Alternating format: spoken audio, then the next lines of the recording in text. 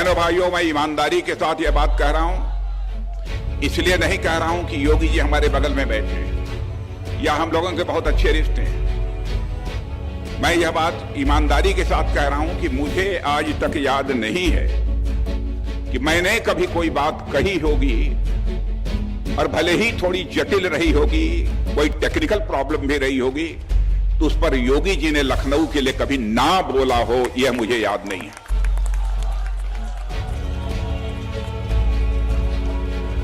अभी यह फ्लाईओवर जिस क्या नाम है, तो पहले नाम था,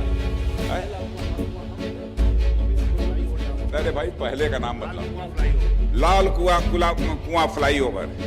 बहनों भाइयों, जब मैं लाल कुआं फ्लाईओवर से मैं गुजर रहा था, पुराना नाम है, अब तो गुरु गोविंद सिंह जी के नाम से हो गया है वो है? और हैदरगंज, उससे मैं गुजर रहा था तो सचमुच मुझे आनंद की अनुभूति हुई है। पहले भी यहां आता रहा हूं और उसके बाद भी फ्लाईओवर से चल कर आया हूं। अब तक कई फ्लाईओवर यहां बन चुके हैं, लेकिन मैं लखनऊ की जनता को आपके माध्यम से जानकारी देना चाहता हूं, अभी 12 या 13 फ्लाईओवर और स्वीकृत हैं।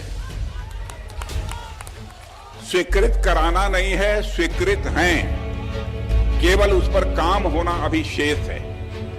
लखनऊ के चारों तरफ रिंग रोड का निर्माण 104 किलोमीटर 8 लेन की रिंग रोड का निर्माण का काम भी पूरा हो चुका है। आप लखनऊ एयरपोर्ट देखिए, शानदार एयरपोर्ट आपको दिखाई देगा। आप देखिए त्रिवेणी नगर रेलवे स्टेशन, मैं कह सकता हूं कि त्रिवेणी नगर का रेलवे स्टेशन यह विश्व स्तरीय रेलवे स्टेशन होगा। मेरे बहनों भाइयों, विश्व स्तरीय रेलवे स्टेशन होगा। आलमबाग का जहां तक सवाल है, एक सैटेलाइट रेलवे स्टेशन के रूप में इमर्ज होकर जो है वह लोगों के आलमनगर रेलवे स्टेशन एक सैटेलाइट स्टेशन के रूप में जो है एकदम बिल्कुल वह हम सबके सामने प्रत्यक्ष रूप से दिखाई दे रहा है। बहुत सारे ऐसे काम हुए हैं। काम का जहां तक प्रश्न है, इस देश में भी बहुत काम हुआ है, इस प्रदेश में भी बहुत काम हुआ है।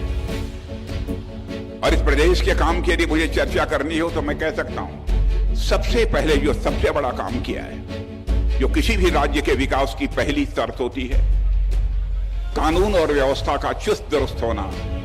मैं कह सकता हूं, जो करिश्माई काम योगी आदित्यनाथ जी ने यहां की कानून और व्यवस्था को चुस्त दुरुस्त बनाने में किया है,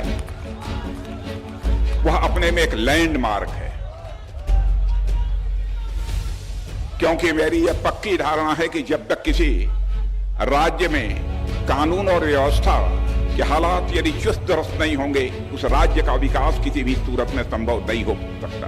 इसके अंदर हर गरीब के घर में शौचालय बन जाए, हर गरीब के घर में स्वस्थ ईंधन के रूप में एलपीजी के सिलेंडर आ जाए, और 4 करोड़ लोगों के 10 वर्ष में मकान बने हैं। और मोदी जी ने कहा है, अगले 3 वर्ष में जितने बाकी होंगे उनको भी आवास उपलब्ध करवाने का काम कराएंगे। बहनों और भाइयों, ये जितनी भी सुविधाएं दी गई है, इसमें क्या किसी का चेहरा देखा गया क्या? किसी की जाति नहीं, किसी का मत नहीं, किसी का मजहब नहीं, किसी का क्षेत्र नहीं, किसी की भाषा नहीं। ये योजनाएं दी गई है सबका साथ और सबके विकास की भावना के साथ। बहनों और भाइयों, सबका साथ और सबके विकास की भावना के साथ ये योजनाएं देश को दी गई। मैं कल समाजवादी पार्टी और कांग्रेस के अध्यक्षों की प्रेस वार्ता सुन रहा था, और आज भी मैं समाजवादी पार्टी और आम आदमी पार्टी के अध्यक्षों की प्रेस वार्ता देख रहा था। मुझे आश्चर्य होता है, चुनाव चल रहे हैं, चुनाव के दौरान राष्ट्रीय अध्यक्षों को चुनाव प्रचार में लगना चाहिए, जनता जनार्दन के बीच जाना चाहिए, लेकिन इनके ऐसे कारनामे हैं कि जनता अब सुनने को नहीं मिल रही तो प्रेस वार्ता करने में ही दिन भर अपना लगा देते हैं। कहते हैं हम फ्री में राशन देंगे, अरे तो पहले से मिल रहा है।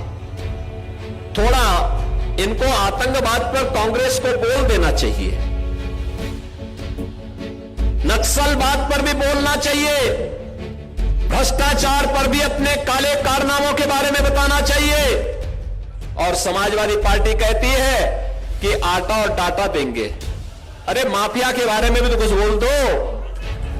माफियाओं के बारे में, शराब माफिया, भू माफिया, खनन माफिया, पशु माफिया, वन माफिया, इन सबकी भी चर्चा थोड़ा कर लेती, समाजवादी पार्टी के अध्यक्ष के द्वारा हो जाती, और अपने कार्यकाल में हुए दंगों की चर्चा भी कर लेते, तो बहनों और भाइयों, उनका आटा और टाटे का मेल अपने आप ही गायब हो जाता। जिन लोगों ने अपने शासनकाल में, कौन ऐसा राजनीतिक दल है जिसको देश के अंदर और प्रदेश के अंदर शासन करने का अवसर न प्राप्त हुआ हो? सबको मिला, सबको मिला।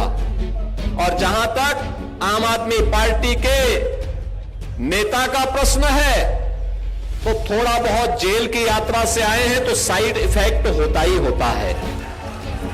ये जेल का साइड इफेक्ट है। और ये मैं पहली बार देख रहा हूं कि जेल से आने के बाद, यानी कोई मुख्यमंत्री पेरोल पर हो, ये बड़ी अजीब सी विडंबना है। और जेल से आने के बाद वे भविष्यवेता भी बन जाए, तो मेरे बारे में मत करें, वे अपने बारे में कहें और आम आदमी पार्टी के भविष्य के बारे में कहें।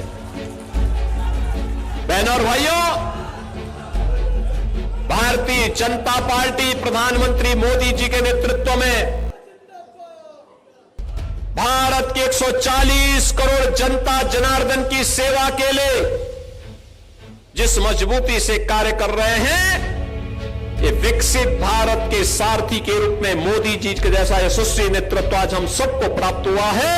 ये भारत का, नए भारत का सौभाग्य है, और इस नए भारत के अंदर ही संभव है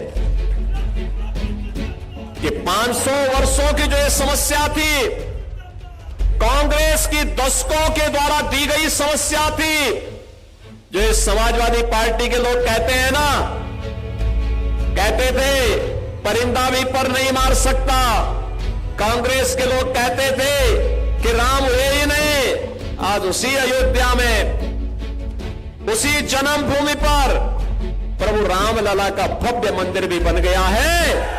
और प्रभु राम ने अपना पावन जन्मोत्सव, भगवान राम ने अपना पावन जन्मोत्सव भी और पावन होली भी अपने ही भूमि पर मनाया है।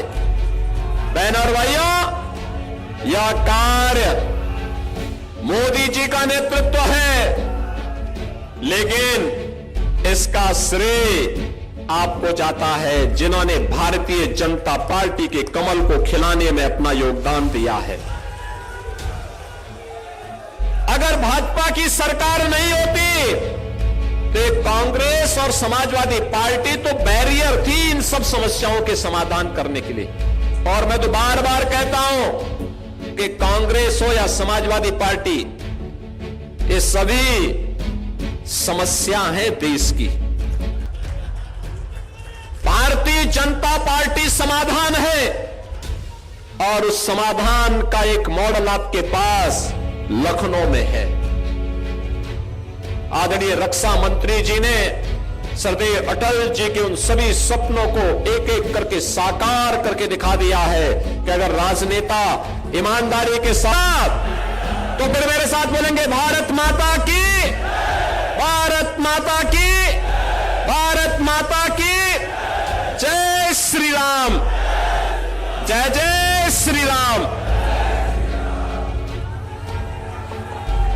इस विधान